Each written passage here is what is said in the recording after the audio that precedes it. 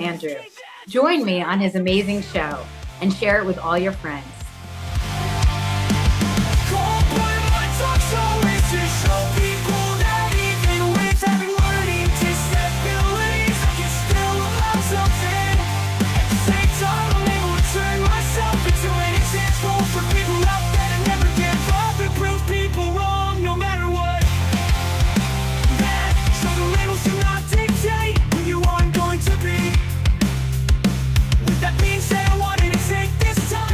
My name is Keith Andrew, and welcome to the KeithAndrewNetwork. It is season 12, episode number 80. That's right, 1,180 episodes of the Keith Andrew Network available on that screen, as you can see it behind me and on the bottom. Make sure to like and subscribe to the YouTube channel. You get to enjoy all 1,180 episodes. Our guest already introduced herself, so the first subject we're going to talk about is icebreakers. Tell our audience a little bit about yourself and the type of work that you do. Well, my name is Cobie Jane, and I'm an actor here in New York, but I travel, and I also work an export job, which takes me overseas a lot. So I've lived in Ghana and in India and Dominican Republic, and I do all kinds of different projects and project management of things by the container. No, that sounds absolutely amazing. So the next question I want to ask you was, when you were growing up in college, were you a study nerd or party animal? I think I was a little bit of both. I did a double major in English and Spanish, so it required a lot of studying and a lot of papers. But I also was in a sorority and on Panhellenic, and I did a lot of different things. And I also worked through college. So it was a lot of juggling. Did he ever do any cheerleading, gymnastics, or not your No, forte? I did more theater stuff and choir. And I was more of a theater kid. And you can't really do both. Can't really do both. That's true. So the next question I want to ask you is, what attracted you to begin your acting career? Well, I think it's something you're born with. And, it's really challenging, but you basically try to bring aspects of yourself to make a character more real and bring that persona to life. And I've loved acting since I was in kindergarten. I think I was like in a little play in kindergarten, and all the way up through college, I acted, and I even went to Stage Door Manor. A lot of people went there who are into acting, and so it's kind of in my blood, I guess. Hey, do what you love, and it's not a day of work. So true. So true. What has been some of your greatest achievements you have accomplished over the years? I think that every day that you're on set is an achievement, especially in a market like New York, because it's so, so competitive. And I'm coming back to it kind of later in life because I took a hiatus, and I came back to it sort of by accident. A friend was working on a film, and it's called The Climb. And I worked on that film. And then I kind of realized how much I missed being part of a creative process. I've always been doing creative things, and whether it's writing or different kinds of things, putting people together, helping people explore what they're good at with their creative talents, music, maybe it's books, whatever it might be. And, even in Ghana, one of my most proudest moments was working with people who are new to photography and helping them to develop a portfolio. And so I did some modeling in Ghana and worked with some different really talented photographers. And I've also worked with some students on different independent productions. And I've worked on the mainstream things too. There's something coming out soon called Your Friends and Neighbors on Apple TV that has John Hamm and Olivia Munn and Amanda Peet. That was a lot of fun because it's not often that you get to work with the same people for an extended time. A lot of times when you're just, kind of rediscovering yourself as an actor, you work for a short term, but projects that you get to work with the same cast and crew every day really are the most rewarding for me. Absolutely. Well, let me ask you this. What is the biggest change you want to make in your acting career? I would love for it to be able to support me so that I don't have to always be doing something else. Unfortunately, it's become kind of a gig career for most people. 86% of SAG-AFTRA members don't make the $27,000 minimum that's required to qualify for health and pension benefits. And yet, most of the people I've met on set are some of the most intelligent and really interesting people I've worked with, and really the most resilient people, because it's something that you get beaten down, you try, you keep applying for different work, you audition. And these days with self tapes, you really don't get a lot of feedback. And you have to invest a lot in headshots and reels and lessons and, your management team, your agent, SAG-AFTRA itself. So it's really demanding. And streaming has kind of killed the profitability for actors and the opportunity to make a lot of money as an actor. And that's tough. No, I agree with you 100%. We're going to take a quick commercial break, and when we come back, we're going to talk about the coronavirus. From the quick commercial break, it's Tuesday night. And if you're a fan of WWE NXT, it's available on the CW. If you miss it, don't worry, it will be on Peacock. So make sure to watch WWE NXT tonight on the CW. Next subject I want to talk to you about is the coronavirus. How has the coronavirus impacted your life? And do you see life in a different point of view? Well, I think it's really changed things dramatically for actors because prior to Corona, you basically had an opportunity to go in live and audition. And since then, it's almost all self tape. They realize they can save the money, not have to rent rooms and have auditions in person. And that's hurt in a lot of ways because it's expanded the pool of talent so that you're competing against a lot more people for every single audition. But I was actually in Ghana during all of 2020 and half of 2021, and they closed the border a week after I got there. So I actually was in Ghana for almost the whole major part of the coronavirus. And I really lived it out in a very different way than most people. For me, it was kind of business as usual. I was exporting coconuts, and we were deep in the jungle and working every day. And because it was a food product, it was still shipping, even though the border was closed. And so I was really quite busy, whereas a lot of people I know were home or filing for unemployment. And I don't think that the industry has recovered. And then we had the strikes after that. So it's been a very challenging time. Well, you mentioned an interesting subject, Bob. Let's get to that in a couple of minutes. First, to the pandemic, a lot of people always joked about, oh, would it be nice to work from home, stay from home, press a button, have things delivered. And as I said in my past interviews, it's kind of like being punched in the face because you got what you wanted. Yeah, But it's true. now, oh, go ahead. No, I agree with you. Go ahead. And it's like you got what you wanted, but now stores are struggling. People don't want to work. People can't live off $15 an hour. Minimum wage should be about 20, 25. So the biggest thing is, when this first happened, my dad said like he felt like he was under house arrest.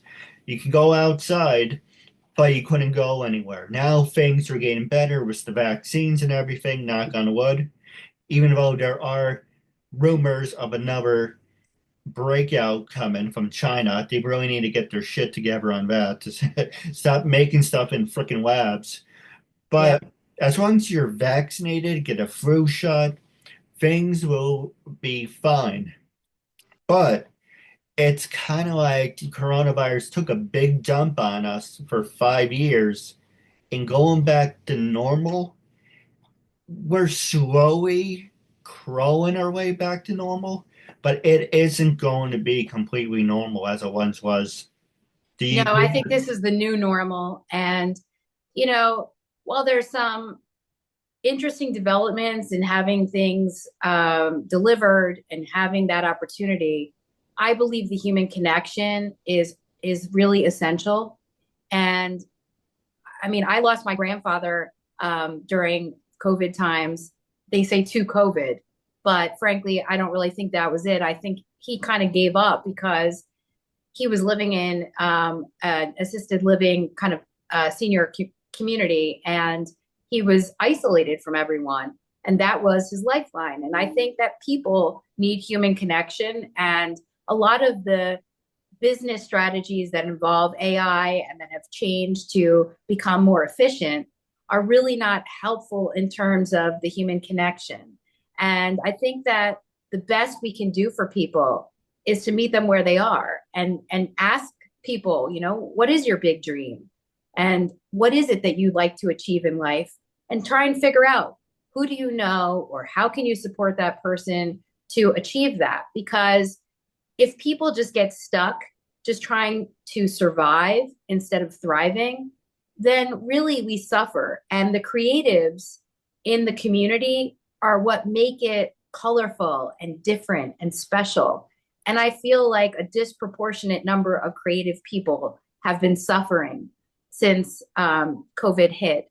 And whether you agree it with vaccines or not, whether you are a person who believes that it's a gift to stay home and be on your own and kind of hide out and you're an introvert, or whether you're an extrovert who thrives in being part of the community, you know, either way, life has changed very dramatically for all of us. You mentioned this earlier too. It's funny. I never showed you my questions, but you're asking me all the good ones. So you mentioned AI. For people with disabilities, I mean, if you can't, for my case, I can't read and write, so a little help here and there isn't a horrible thing. But I source a lot of things on Facebook that, and Instagram, or for that matter, were kind of alarming. You can create a talk show with AI. I find that to be complete bullshit because I am not watching something that's complete utter AI. If Bill Maher was I wouldn't watch that, number one. Wouldn't watch any movie was made of AI because I like working, I like producing this whole show. I write it, I direct it, I'm executive producer, I'm a jack of all trades. Wow. But with that being said, AI, if it comes up like, hey, ask me a couple questions, but are hard hitting, I'm like, whoa, I didn't think of that. That one's good. But if you're a real person and you're like, okay, ask a question and then ask something that's from you, it's more real. A lot of people are like, well, can I have the questions beforehand? No, because I don't want it to be premeditated, because I don't want to say, how do you feel about this subject? I can't snap my fingers. You would answer right away. I want you to look at the camera and be like, take a couple of seconds and let it sink in.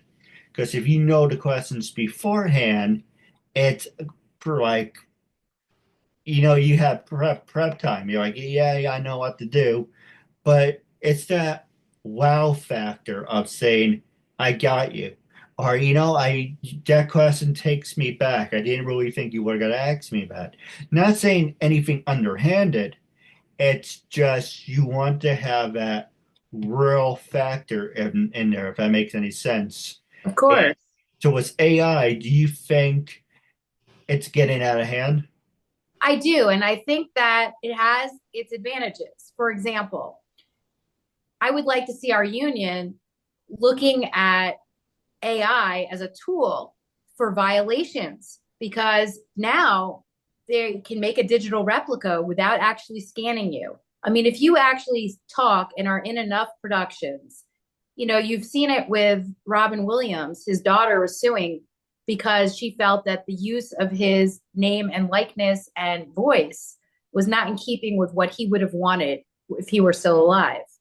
And I think we're going to see a lot more of that because creatives are the ones who are the most in danger because AI is indexing people's ideas and basically stealing them for free.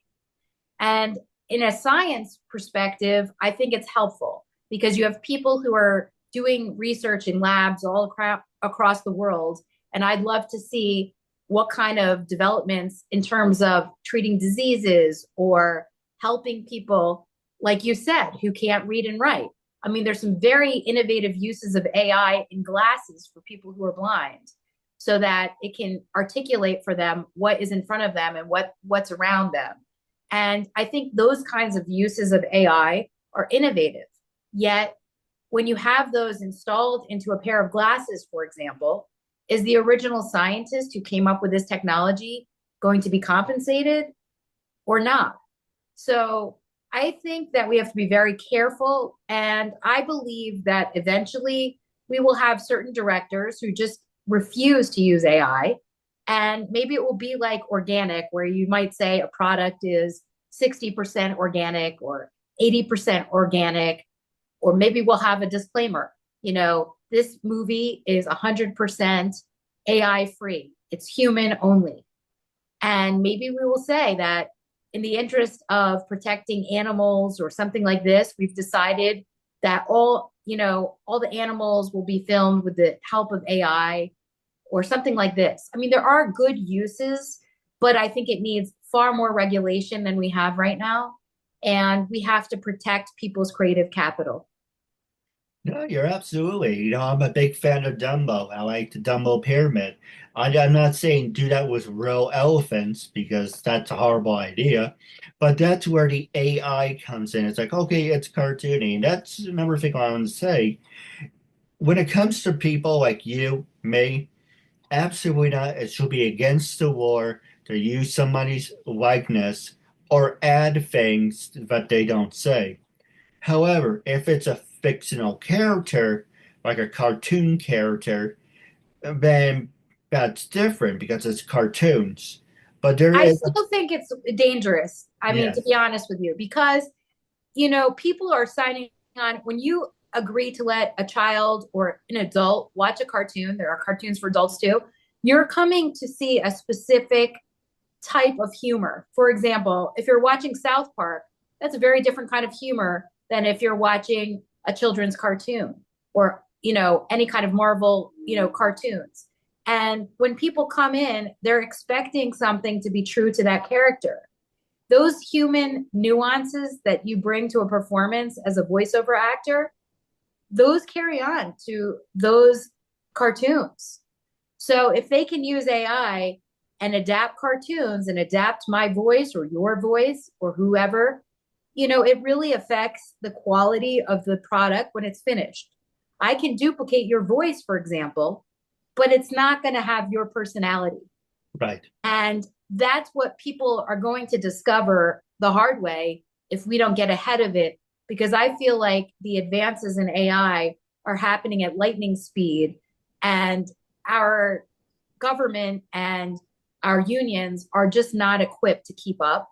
They don't even have a department at SAG-AFTRA, in house that's monitoring AI. I think that's really tragic. It's almost like it caught us by surprise, even though everyone knew it was coming. No, you mentioned that you were from New York, but it's kind of like what's going on with those drones. They know exactly where they are, where they're coming from, but they're not doing anything about it. I think that certain people know exactly what that's about because if it wasn't coming from our own government looking for something, they would shoot them down. And so I have to believe that there are people who know a lot more than they're letting on. I'm originally actually from New Jersey. So it's kind of everyone's calling it now Dior bags instead of drones so that they can say it without being censored in various places. And I just think that's just gotten ridiculous. It's But I really hope that we are doing something that's for the greater good. I mean, these days you can't walk on a street without being on camera. So everyone is some sort of a reality star in some way. No, I agree. But I do have a couple questions for you all here. But wrapping up, our next subject is called Song of the Day. What song did you listen to on this day, and what are some of your favorite music groups wrapping up? Okay, well, I wouldn't be a good friend if I didn't give a shout out. My friend Birdie27 has just released some new music. So if you are on whatever, kind of platform you like for music, check out Birdie27. And my friend Emmanuel Casablanca, if you like kind of more of the blues, he's amazing. And I just was listening to Jacob Banks, who is a really interesting sound. He's got a great sound. So if you like music that has some, I feel he has a really soulful voice. And I just love his sound. I love to listen to a unique sound, but I listen to a pretty broad range of music depending on the day. And what about you? What do you like to listen to? For me, I'm a big fan of Iron Maiden, Rush, anything but has a good beat to it. Oh, you're a metalhead. I love it. I have two brothers at home who would be very proud. Yeah. My brothers that I grew up with were total headbangers. So I can listen to it all. And I really love to have variety of music. And that's another thing that I worry about. I mean, all my musician friends, a lot of people are really worried because of AI and because of streaming and the way that the industry has changed. Getting fair compensation as an artist is tough for musicians, just like it is for actors. I agree. I have a couple questions for you off the air, but wrapping up the show. If you're a fan of WWE NXT, it's available on the CW. Also, last night on Mondays, now available on Netflix. It's WWE Monday Night Raw. But the last question and the last subject, I want you to be brutally honest. When I first approached you to be a guest on my talk show, what made you say yes, and how do you feel now? Well, I looked you up, and what made me say yes is that I thought that you're serious about it. And I believe that anyone who is pursuing their dream, I'm going to back that person up. I really believe that the future is going to be shades of gray and not technicolor if we don't have people who are chasing their dreams and making it come true. So in 2025, my motto is to try and pursue the creative arts more seriously, to make sure that every day I'm doing something that is pushing me forward. And I felt like our goals align. So I'm grateful to say yes. I'm grateful to know you. And like I said, I think my superpower is connecting people. So I hope that I can help you too. Absolutely. You definitely talk about that off the air. But for people who are hesitant about being on my show because I'm not like a household name, what would you say to them? Say, you know what, give this person an opportunity because he's doing the right thing. I would say that Keith Andrew is making things happen. He's met so many people, he's done so many shows. And if you just take a few minutes to look up some of his content, you'll agree that it's worthwhile to be on his show. It's actually a really big opportunity. And you never know who's watching right now that is going to help both of us push our careers forward. So I believe in saying yes to every reasonable opportunity. And definitely, I'm grateful to know you, and I appreciate the opportunity to be here with you today. Yeah, absolutely. Now, our goal is to reach 500 to 1,000 views. This episode will be shared on Facebook, LinkedIn, Instagram, TikTok until it gets banned. It will be shared on all social medias. So you hear from me, I will share it. Our guest is obligated to share it with every single person you know. And once we reach our goal, then we can definitely do a part two. But wrapping up, it was a real honor and privilege having you as a guest. Can't wait for part two. Until then, I'll catch you later. Thank you and have a good night. Take care of you. Show and supporting me, and my message is all